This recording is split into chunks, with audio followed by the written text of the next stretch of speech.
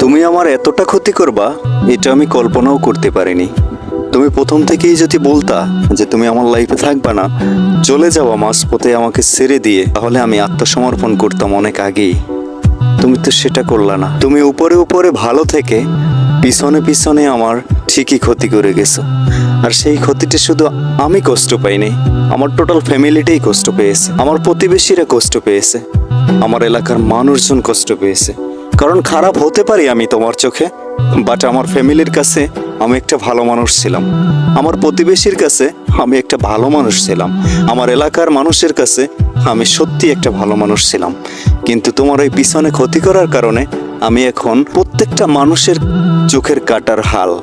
আসলেই কি আমি এই অপরাধের অপরাধী? কখনোই না। একটা কথা কান খুলে শুনে রাখো, সময়টা খারাপ বাট ভাগ্যটা না।